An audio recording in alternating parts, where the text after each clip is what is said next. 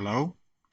So, um, going to do a fully unedited video of me playing this game, Armored Commander II, which was released just a few days ago on Steam. It's been existing before. The first version of the game is more or less a straight up conversion of a 1987 game called Patton's Best, and this is a mix, a lovely old school mix of like a rogue game and a war game. And it's about controlling a tank crew uh, throughout various campaigns. And uh, I'm doing this video um, as a small test of this new channel I've set up, and also because it was requested in the computer war games group on Facebook. So it's mostly for you guys that I'm shooting this video so you can see what this game is like in action. And this will be a completely unedited video just for testing purposes. So this is what the title screen looks like, and the first thing we can notice is the graphics, which are actually petscii, Commodore 64 petscii character based, using some sort of custom font renderer. The sounds, I have turned them off because they are extremely annoying, so we won't have any sound. The idea here is to command a tank uh, in various scenarios and campaigns. So you are actually playing the tank crew, trying to survive a specific ongoing war situation, and it's fairly realistic actually. There's a lot of hidden depth in this. So to give you a quick overview of how this works, um, we can load. I will load an existing campaign, and I'm actually playing uh, uh, some campaigns. You can see here that I'm in a winter war campaign here, playing as a Finnish tank crew, just to spice things up. And the Soviets are attacking quite hard. So as you can see, it's entirely keyboard driven. So you use like WS to select.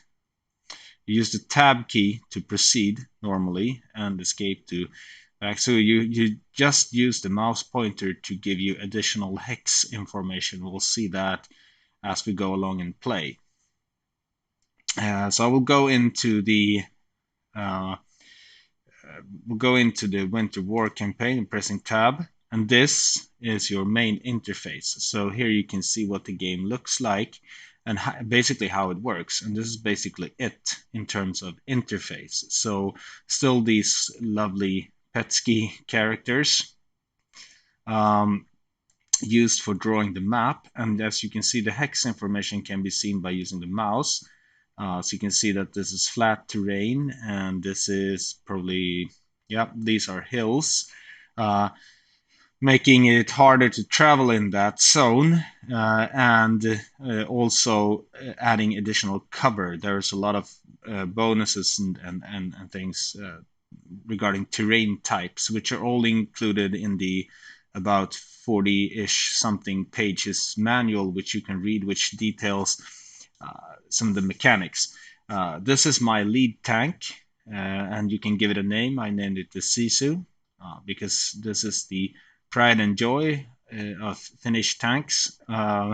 It's a Vickers 6-ton Mark E light tank, and by now the rest of this is keyboard driven. So up here you have the status panel, and this is the campaign map, and everything is going in a day cycle. So this timer will tick down until the end of the day, and at the end of the day you can replenish your supplies, meaning ammo. You can tend to any wounded crew members. You can replace any deceased crew members of your tanks, and so on and so forth. And that you do And you can also level up your crew because there's an RPG-like element to this. And all of that will depend on, you will get bonuses at the end of each day depending on your VP. So the victory points that you have taken during the day on the campaign maps. So up here you have base information. You can see that you're in a scattered formation and it's snowing. You're in the forest, the deep snow. And you can see these nice snowflakes on this particular campaign map. Now, the red boundaries here on the campaign map are the enemy borders. So enemies will take zones, and when you take a hex from an enemy,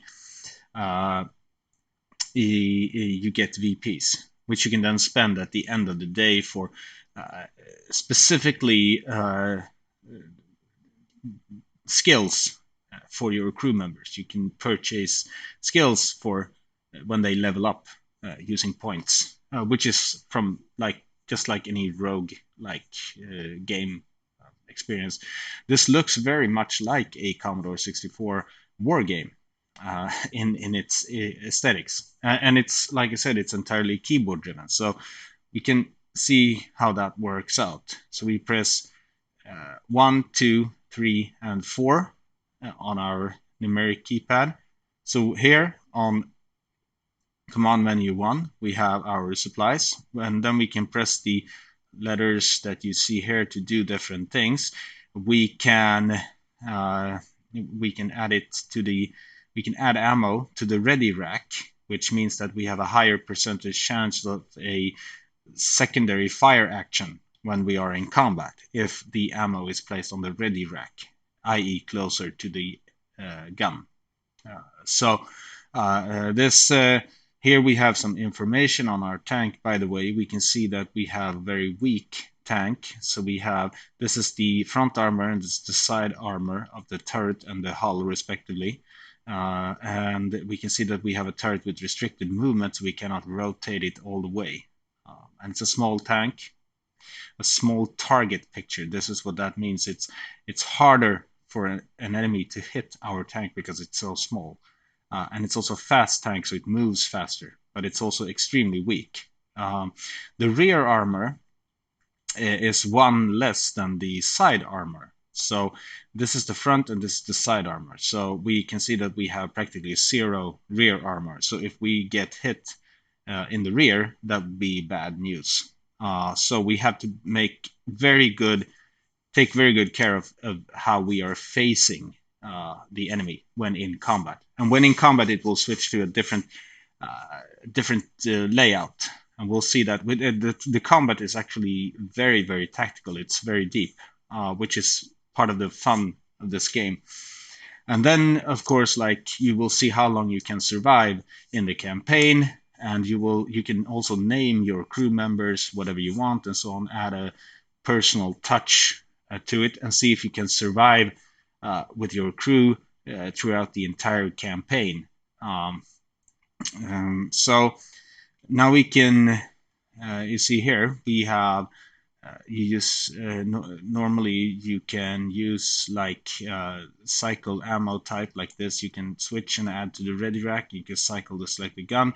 You could also press R in this menu to request resupply. If you can trace a supply route from your tank here, this @ symbol is our tank group. If we can trace from a friendly territory all the way through here, we can request resupply, which will restock our ammo, but that will take 30 minutes. Everything is controlled by time, by the way, by the clock ticking down. You want to be able to take as many VPs as possible during the current day so that you can spend those VPs on upgrades before the next day of combat. And resupplying will also take... you can switch positions of a dead crew member, but he will still take a position in the tank. However, if you request resupply, then the supply trucks can transport any deceased away from your tank as well. So it no longer takes up unnecessary space in the tank, and you can then replace that crew member. Now, We are in a pretty good condition. Let's press menu option 2, looking at the crew. So we have Ari Kantla, which is our, this is a 3-man crew manning the Vickers. So we have Ari Kantla, which is currently which is the commander. And you can see that they're all buttoned up, or BU. So they are in cover inside the tank. So we can change that by pressing the H key for toggle hatch, which I will actually do now. So we put our commander in exposed. So he's crew exposed, or CE. So he's now turned out, which gives you better spotting abilities when moving on the campaign map, and also better recon abilities. If you use the recon, you will see enemies much earlier and much better if you are turned out. Now we have Heino Polari, which is our gunner. And we have this guy, who is our driver.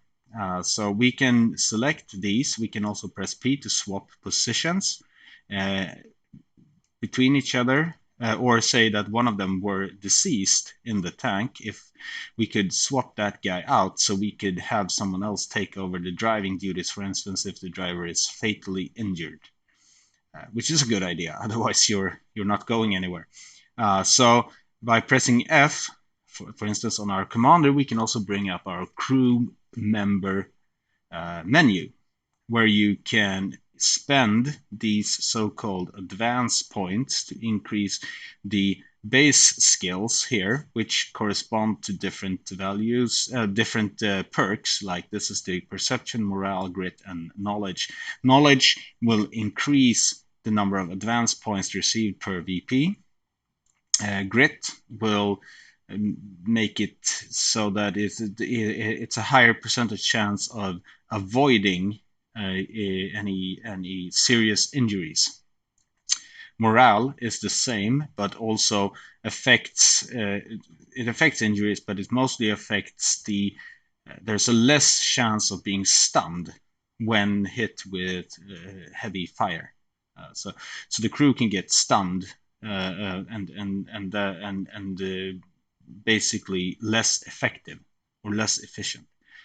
Perception is the spotting value, naturally. So with a higher perception, you have a much better chance of seeing enemies ahead of time and in the recon phase.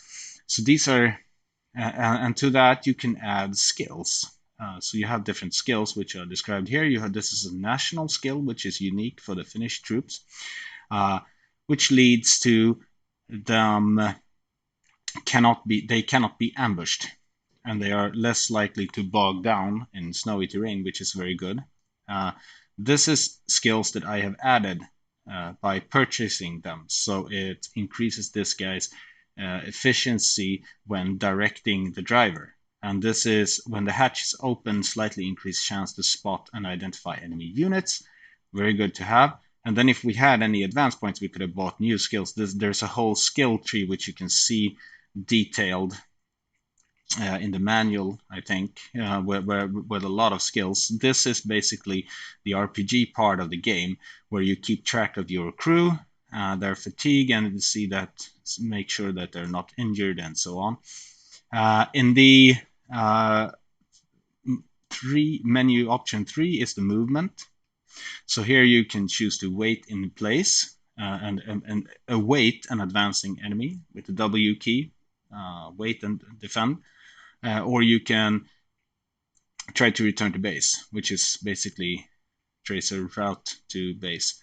And this is, there's different types of campaign a day scenarios. So for this day, the scenario is a fighting withdrawal. So that means that we cannot exit the map on the upper part, only on the lower part. And if we exit the map on the lower part, we will go to a new map with randomized hexes.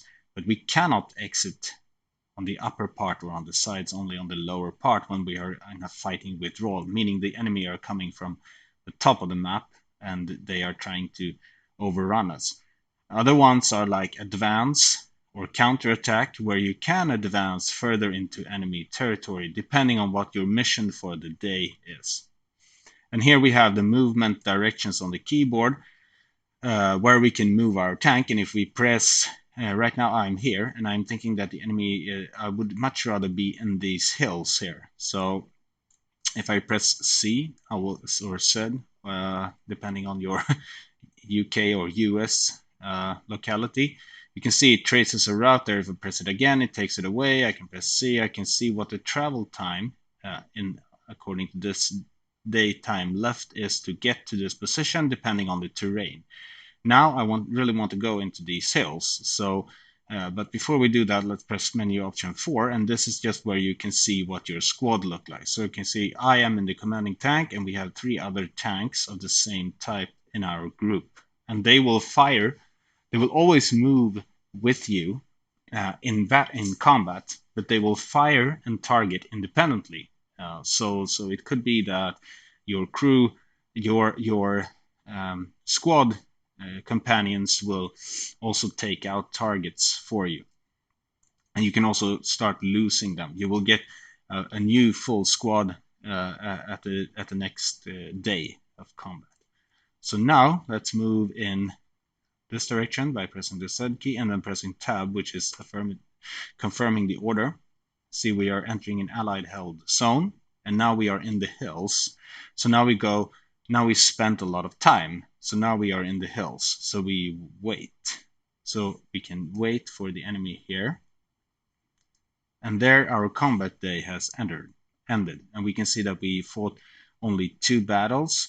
We captured 2 areas, and we destroyed these 6 infantry. And for that, we will get rewarded. So we can see that our driver actually leveled up and no injuries. So now we will get the next day's objectives, and this is still a fighting withdrawal. And we have, these are percentages. The way these works is that you can order artillery support before entering an enemy hex if you want to go into an enemy territory. And at first you have like an 80% chance of receiving artillery support. And once that has been, then that will take, then 10% will be taken away from this percentage chance. So next time you use it, you will have 70% chance, and so on and so forth. So we can see here that we have 54 campaign VP, and we're about to start a new day at 08:55. So let's do that.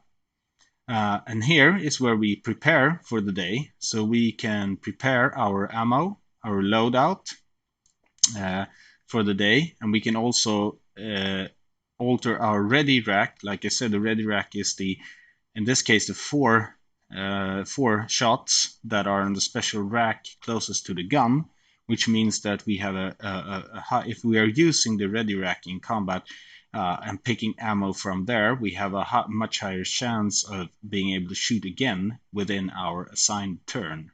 So we can do 2 firing, 2 fires within the same turn. We can fire twice. In some cases, if we pass the roll, because everything is based on hidden dice rolling in the end, with percentage chances. There's a percentage-driven system to this. I will pick X. I will choose X to take the default load, and then we will move out. And here we can see that we lose 25 minutes already from the start. And as I said, this is fighting withdrawal, so we need to move from here to down here, or preferably take as many VPs as possible. We can see that we have now it's overcast, so we cannot use air support until this passes, this cloud cover passes. Like I said, there's a lot of hidden depth to this. Once the cloud cover passes, we can again use air support.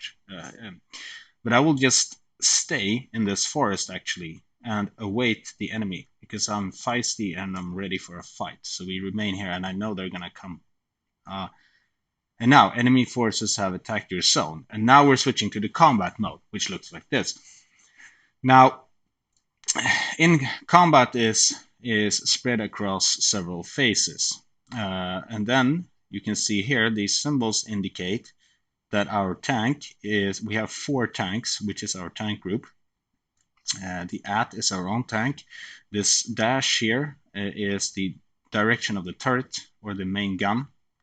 And these are our covered sides. And if we look down here, we can see it says brush. So we get brush covering on the left and, well, partially on the rear here. And these, here we have 2 of something, which is a concealed enemy. This is an enemy we have not yet spotted, so we don't know what it is. And this is, as you can see, the range down here is this combat area. Oh, here's another concealed enemy, by the way, but we have a blocked line of sight. So this symbolizes the area around our tank, up to 1,440 meters in any direction. So that is our combat area. So it basically assumed in part of the campaign map where we have opposing forces on this same, and that initiates a combat. So in the first phase of combat, we can tell this guy to button up, pressing B, or not. Yeah, no, what the hell happened there? There's been some crashes to the game. Let's load it again. See if it works.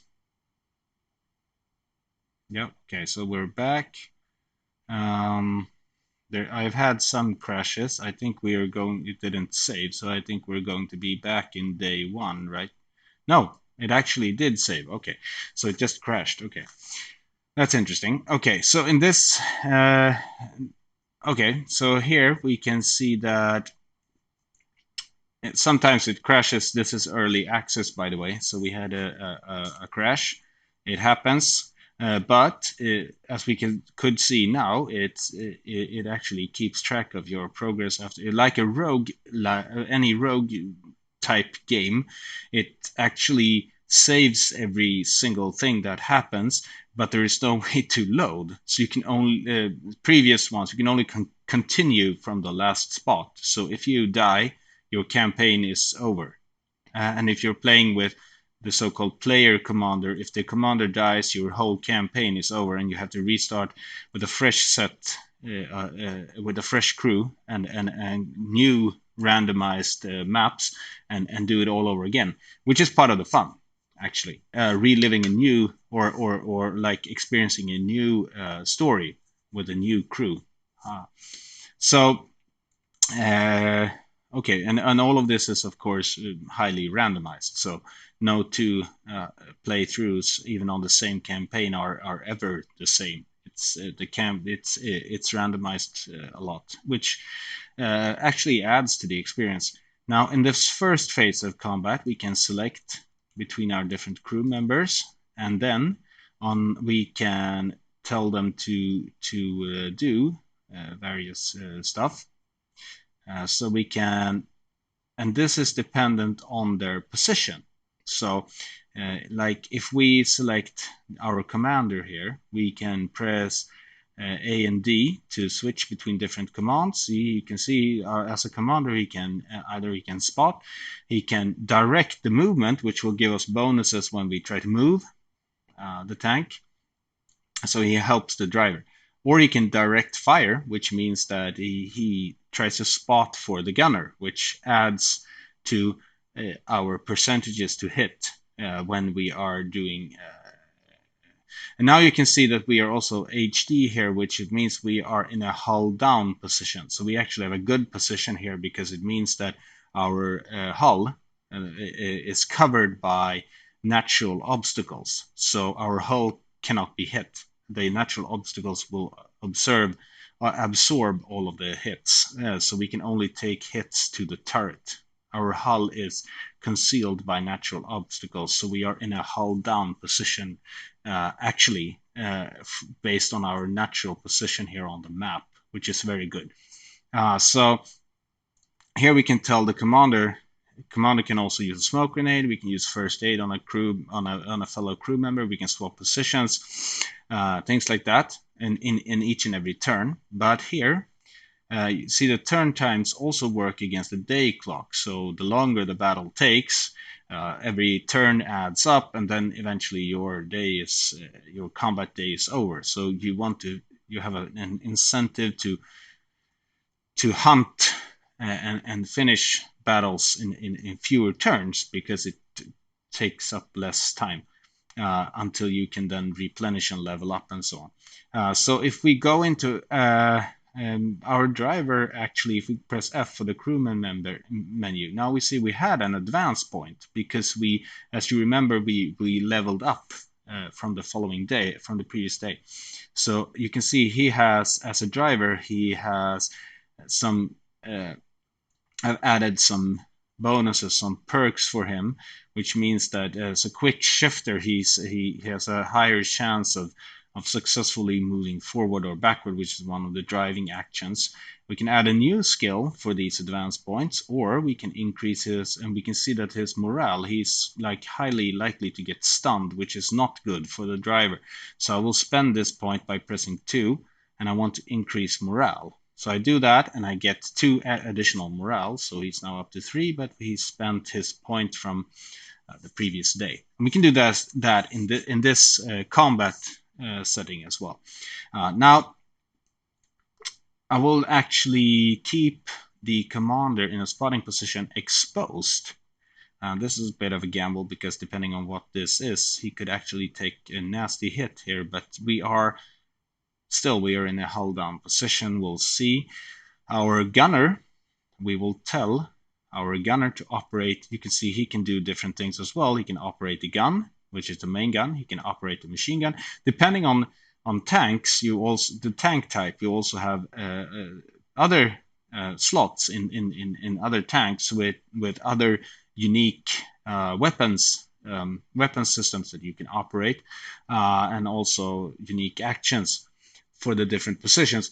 Here you can see that there are 2 dashes here. He's actually stuck in the turret because he can go. He's always buttoned up. He can't turn out, which is of course a consequence of the design of the Wickers. So he can also manage the ready rack, which means that he can take some time to prepare new ammo on the ready rack to later on increase your chances of hitting. This is also very interesting, or increase your chances of rapid fire, which means that you can then move while you are moving. Your gunner, which in this case is your gunner and your loader, could manage the ready rack and prepare ammo, which I think will be needed later on the ready rack as you are moving the tank. There's a lot of moving and positioning going on here. This is very, very deep tactical, actually. He can also first aid, swap positions, so on. But I will have him operate the machine gun because I will guess, based on previous experiences, that it's infantry that we have straight ahead. We have infantry dead ahead, I think. So he will operate the machine gun to mow them down. And our driver, as we are going to remain in this good position, will just spot. So we press space to end the first phase. And now we spotted, okay, this is actually dangerous for us because this is an AT team. It's an anti-tank team straight ahead. And you can see that they are also slightly in cover here in wooded terrain, whilst we are only in the brushes. So they actually have pretty good cover. But we will see now we are in the next phase of the combat, which is if we had set our driver to drive, we would be in the driving phase. Now we are standing still, so we go directly to the combat phase or the target phase. So here we can select with WS, we can select our weapons, and no one is manning this, our main gun. We only have the coaxial machine gun with a rate of fire of 17%. And we are ready to fire. We can also select targets with A and D like this. So we can switch targets like this. And there's also switching between the 2 different ones here. And you can see because these are in the woods, we have no line of sight on them. But the first AT team, we have a clear line of sight and we're ready to fire. We can also choose to Q and E like this, rotates the turret, and you can see which hexes gets covered as we rotate the turret around. Okay, and you cannot fire at a target unless the you can see here that it says that the target is not in the covered arc. So everything, a lot of this is about maneuvering around and making sure that things are facing the right way, especially that your rear isn't exposed. Now, if we press R, we can toggle the use of the ready rack, like I said before, increase the chance of a rapid refire, but the ready rack only holds a small number of ammo, and then your loader will have to re-prepare it, which takes a substantial amount of time. Now we have selected a target. We have selected our ammo, and we're ready to fire. So we press space to end this phase. And now, okay, surprise enemy right behind an SU-12, and now we are firing. So we can see here our reports here, and we are okay. So they got hit by 6 firepower, which okay. So these are the odds. For different outcomes based on, so every time they get hit they get an FP or firepower, and then everything of every firepower is, oh damn it, so we got spotted by something. So everything with an FP that has taken firepower to it will then have to pass a check, and that check is what we saw at the last screen, where it checks for different odds for being destroyed, being routed, panicked, stunned, and so on and so forth. And now we actually have a highly dangerous situation as we go into the next sequence of combat, because now we have a Soviet assault gun, which is actually aimed straight at our exposed and 0 armor level rear, which is not a good thing. So I'm going to switch our commander to direct movement to help the driver and keep the driver, and also we're going to tell him to actually close the hatch, because now the leather is starting to fly so this not a good idea to be exposed. Standing with your head out of the turret is not a good idea. So now we switch the driver. I think I will switch. So you can see this is a new option, overrun, which happens when you are 1 hex away from an infantry unit. You can choose overrun, which means you will try to, as the name suggests, basically run them over, and then firing using the machine gun predominantly. It gives you bonuses to targeting. I will tell him to drive, because now we get a whole ass out of here with that gun there.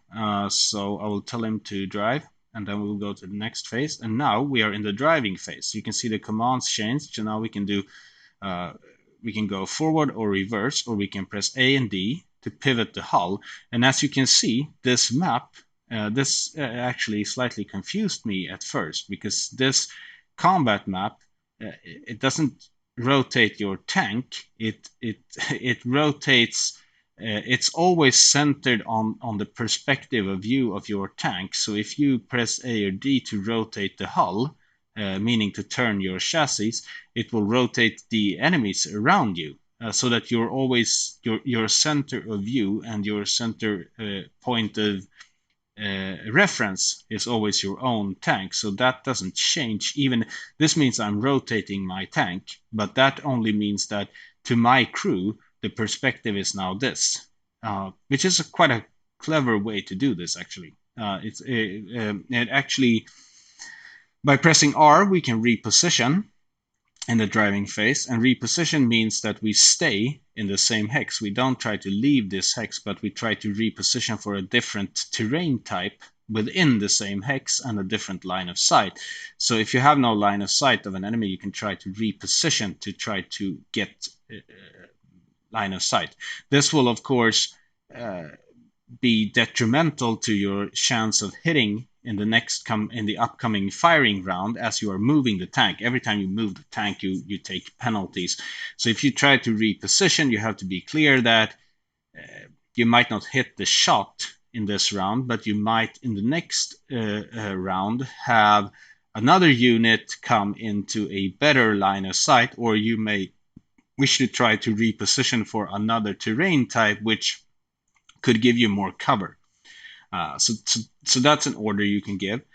Pivot hull, as we can see, is the rotating the tank itself, basically rotating it in place, and then forward and reverse, which will actually move you into a different hex. So you can and attempt HD is attempting a hull down. If you're not in a hull down position, your driver will try to, within the hex you're in, to find a hull down position. That might either succeed or not, depending on a lot of factors. Here you can see, by the way, that pivot will always succeed. Every time we pivot, we also have a 0.7% chance of bogging down, which means that we're stuck. Which is why I'm not going to keep pressing A and D anymore. If going to reverse from this position is going to be very hard, apparently, with only a 3% success rate. And when we do that, we also have a 3.9% chance of bogging down. Going forward from this position gives us a 22.5% chance of managing to go forward. This is all based on the driver skill, the terrain, what the terrain looks like in the hex that you're going into. There's a lot of factors to this. Now, if we rotate here, we will try to, actually, I want to get away from that gun. So we rotate the hull, and since we want to go forward now. So we will attempt to go forward, which will probably not succeed. Yep, that didn't succeed. So we're still stuck in this hex, but we have rotated our vulnerable rear end away from this Soviet gun, and we also put this nice woodland cover between us and this gun, which would make it harder for him to hit us. Now, I really want to take out this AT rifle team. So first of all, we're going to rotate the turret in this phase so that we are facing them. And as our guy is still on the machine gun, now we have a nice clear path of hitting this AT team with our machine gun, hopefully. So we press F to fire at target. And now, when we fire, we get all of the stats for the selected firing action. So we can see here that there's a base chance of any effect is 51.5%, which is okay-ish. But as you can see here, I have been moving, I've been pivoting my tank, and I've attempted a move, so I have a minus 25.8 on the roll. And also the team I'm trying to hit is a small team, which means it's a smaller target surface, so I have a minus 15.0. A lot of stats in this game affecting the different rolls. Here we can see the final chance spread, so there's only a 3% chance of a critical hit. A full hit is only 8%, and a partial hit is 10.7%, so it's not that good, but we'll do it anyway. So we'll fire. And we'll see the outcome. So, okay, no effect because we didn't get below. Everything is about getting below the figure. So we had a roll of 26.5, which didn't get us below the required 10.7, so we didn't hit. So the base chance was 51.5, which would have been good, but then we took a lot of penalties, and that sucked. So we didn't hit. And now, when we end this phase, you can see our crew partners here are going to do their actions. So we press space, and they spot an SU-12, and we're in some deep trouble here. And now our allied tanks in our group are firing, and they actually got 12. Okay, so there's quite a high chance of them getting destroyed now. Okay, so they got reduced. They took some quite heavy fire from our other tanks. And this Su-12, now we have two Soviet assault guns sneaking up on us, which is not good. This is going to be a tough fight. Okay, so let's see if we can I still want to, okay, this is actually not that bad. I think I'll stay in this position. So I will switch my driver to tell him to spot for us, maybe. Yeah, he can spot for now. And now I want our commander to direct fire. He will assist the gunner. I really want to reduce, before taking on those bigger guns, I really want to reduce this this infantry squad. You can also right click this for details, by the way. If you can see information, that's about the only use of the mouse is for information. Mouse over, and for if you right click, you will get information on anything there. Like we can look at this SU-12 here by right clicking it. And a self-propelled gun, and this can actually hurt us real bad. There's another SU-12 over here. You can also look at. Okay, so and we have the two AT squad. We have riflemen here, and we have the AT squad. So, but let's press space to end this phase, and now we want to fire. So we will see if we have better luck this time. Okay, so now our odds are looking slightly better. So now we have a clear acquired target, which gives us plus 15. Still have a minus 15 on the roll. We have a base chance of 51.5 still, but we have a.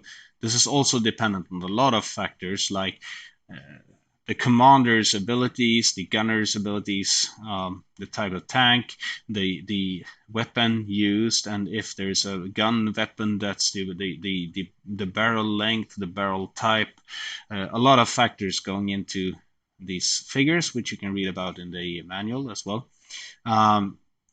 But still a penalty for this being a small target. But now the commander is directing fire, which gives us this 1.5 bonus to our roll. And we need to hit tab. Ow! Shoot. We didn't get below 53. Horrible. So we get no effect. So we wasted this shooting phase as well. Now we can press space to move on, and our friends will also attack. They're picking the same target, which is good. And they get hit by 12 firepower. So this gives them a likelihood of getting destroyed, and we rolled 9.2, so they got destroyed finally. So now we got attacked by an AT rifle. This is bad, and they have a really high chance of hitting us. This is really bad. We are, however, you have these modifiers. Okay. So we are in the woods, which gives us a 25% bonus, avoiding to get hit. We're also a small target with our small tank, so we also have 12% reduction there, but they still have a high possibility of hitting us now. I don't like the odds of this, because there is still quite a high chance that we are going to get hit by this AT rifle, and that could potentially be very bad news for us. So we can do this. We can press F to spend a fate point. And this is a bit of a gamey thing from the rogue-like world, where you can spend, you have 3 of these, I think, per each day, which could actually neglect an entire enemy attack, which is like a stroke of fate or something. So if I press F, you can see this. So I can use a fate point, and the attack will miss and have no effect. This can only be done, I think, 3 times during the course of the day. And when you don't like the odds, there's also a strategic element to when you use your fate points to do these heroic, like movie-like saves, if you will. But when they're up, and then you could face even worse odds later on, and then you would have no fate points left to save you, and you would have to take the full force of that hit. So it's an interesting system. And now everything revolves, like I said, much about movement, about pivoting, about seeking cover, repositioning within the hex to get better lines of sight, better cover. A lot of depth to this, and also evolving your crew. much about it is also about evolving your crew, making sure they have the right skills, taking care of them. And you will suffer if you have like an injury, you have penalties, but you can also have a crew member that has to be hospitalized, and then you have a period where you have to suffer with some non combat trained replacement for a while, which would make your stats suffer as the campaign gets even harder. So that could be horrible. So it's a lot about leveling up and taking care of your crew and living like their story on the evolving battlefield, which I think is the big selling point of this game. And now, after a while, you start not seeing the primitive graphics, and instead, I think the interface is actually better this way because it's much faster. Now, we need to reduce this AT rifle team. I'll just go through a second round here, but you get the point, you get the idea. So we can choose to direct fire, that's fine. We'll stay in this position. And we'll have an acquired target. So we will fire at the target pressing F, and we have quite good chances here because now we get a really good acquiry here. So we get 30% bonus, still a small target, but we should hit this. Yep, we hit them for full effect. That's excellent. And now our pals will also fire at the same target, I suspect. And they got hit by 6 firepower in total, but that's probably not enough to destroy them. Oh, it was. Ha! So we got below this 26.4, they got destroyed. Now we have to contend with these Su-12 guns, which are now trying to maneuver in on our rear, which means that we should switch our driver to drive so that we can find a way to outmaneuver these guys. I can see he's facing this way, so my plan is to try to move downwards and engage him at the rear. With this weak tank, we'll see what happens. So our gunner, in the meantime, could actually, he could get on gun duties because we need to switch to armor piercing. Take these guys out. And if you hit something with an armor piercing round, there's an additional round of also a penetration check. Maybe we'll see that, maybe not, but it's a penetration check. So you first have to hit, and then you have to see if the projectile penetrated, and that is also based on the target type, the barrel, the type of the gun, the armor values. There's a lot of factors going on there. So now I want to, yeah, this guy can still, he can actually direct movement, give some bonuses. We can see if we can get out of this hole. So yeah, and now the driver tries to reverse. Didn't manage to do it, but we can now, and that ends our movement turn. Now we have to rotate the turret so that we are ready to fire if they choose to creep into our range. And I think this guy will go with this guy first, actually. And now we have a very exposed position here.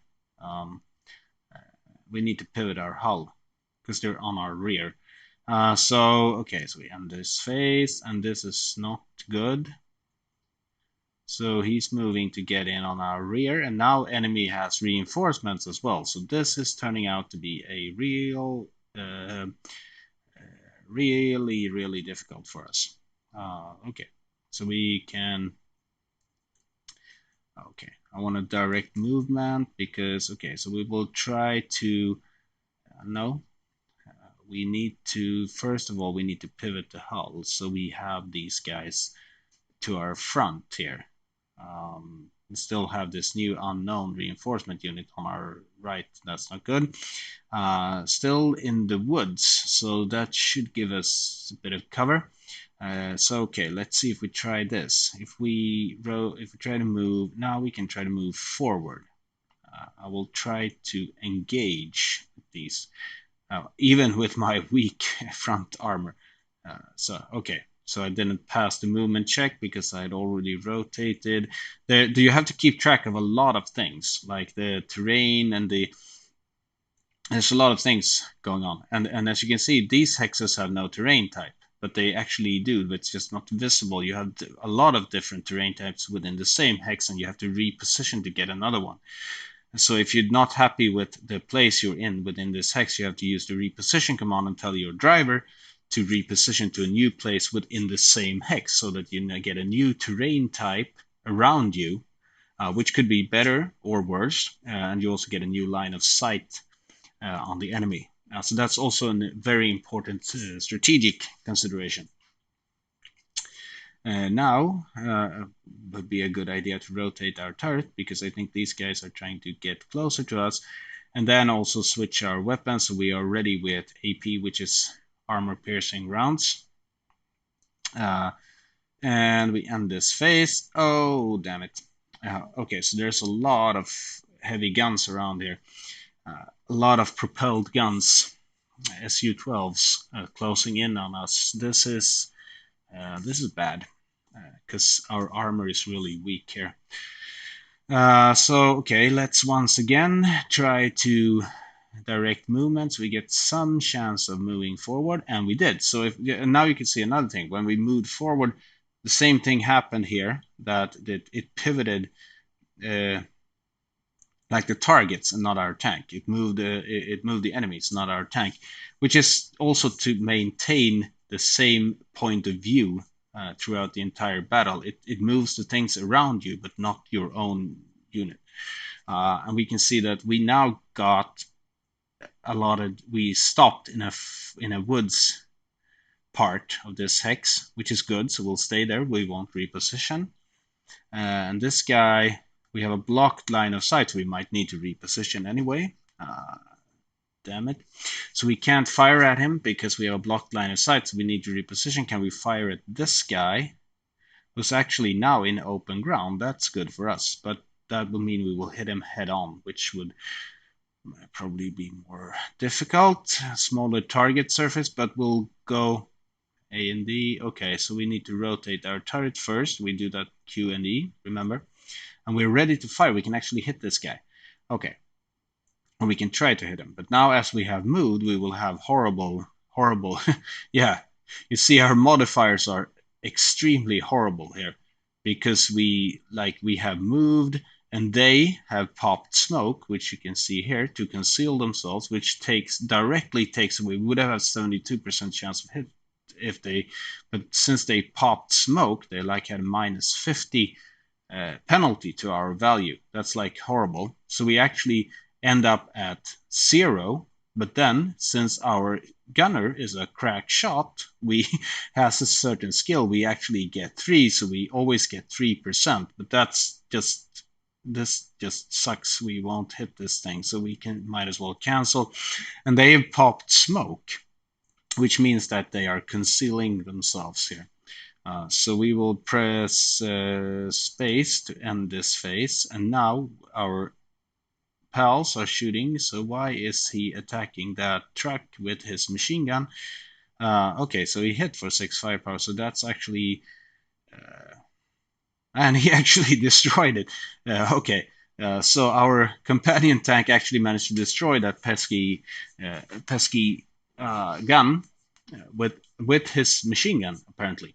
So that's good for us. So one less to contend with. Now now he has moved. So if he has moved, that means it will be harder for us to hit. We'll try anyway. So we will set our driver again to drive, because he can spot, because I don't want to move the tank now, because in the same turn as I'm going to shoot, I don't want to do movements because the penalties are quite severe. So now I'm going to set our commander to direct the firing. And let's just see if his bonuses. He actually has the eagle-eyed bonus, right? Okay, so he has a good some spotting bonuses. That's good. So now we move to the next, and now we need to turn our turret, Q and E, remember?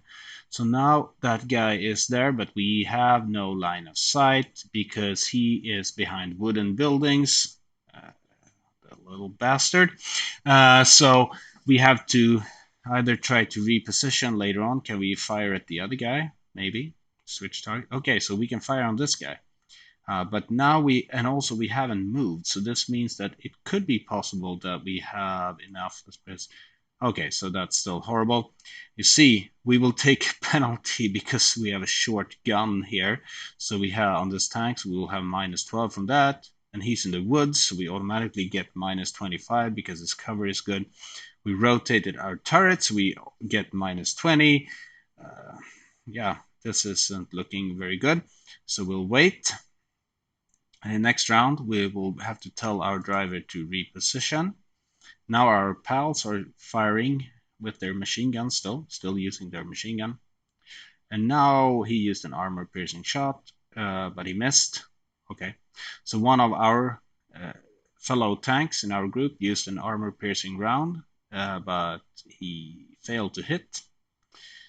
So we're going to okay, so let's see, we're setting our driver to drive. We press space, and now we want to essentially reposition ourselves. And now we ended up in a new position called a new type of, which was broken ground, which was worse than before. And we still didn't manage to find a line of sight on this target because he is really, we need to get closer, I think, to get a line of sight. So maybe if we, I don't know, we pick this target instead, and yeah, we still have basically no chance whatsoever of hitting this target. Maybe we are better off with the machine gun. We might as well quit this phase. Our friends here are actually getting in a hit here with the 3 firepower, but that won't be enough to destroy him, I guess. Nope, no effect. And now he's firing at us, but he missed. That's good. And we're still on broken ground. You see these symbols around, which symbolizes various things here. This is broken ground, and at what sides we have that. And he's actually very well hidden in between these wooden buildings, which is why we need to get really up in his face if we want to use the armor-piercing rounds. Now, this is, I won't take up more time by playing. We would probably have to go around him to outmaneuver him. But this is basically it for the game. This is basically the main part of how this game works. There's a lot of campaigns included in the game already in early access, but there's also new ones coming from the author. So there's a lot of tank types, but there's also a very interesting JSON-based file structure that controls the campaigns and all the units and so on. So it's extremely modifiable already. You can create your own unit types and assign them to campaigns. You can design your own campaigns with your own customized units and so on. All of that is detailed as well in the manual. So that's a quick look of how this game works. It's just, and then you repeat this day in and day out until the end of the campaign, or until your crew gets killed, which means that the campaign is over, and then you start a new one and experience a new journey with a new crew. But the tactical depth of this game is actually very high. It doesn't look like that on the surface, but there's a lot of things going on, and it actually takes into consideration a lot of things, from positioning to ground type to having to reposition, looking for a correct line of sight, to managing your crew, to there's a lot of depth to this seemingly simplistic game. And it's a very good simulation that really writes its own stories, so to speak. And it's also highly addictive because this it has a very addictive gameplay. You just have to keep playing the story of your crew, and then you start naming your tank, and you start naming your crew members and things along the way.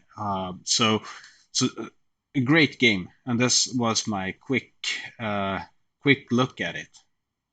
So thanks for watching it.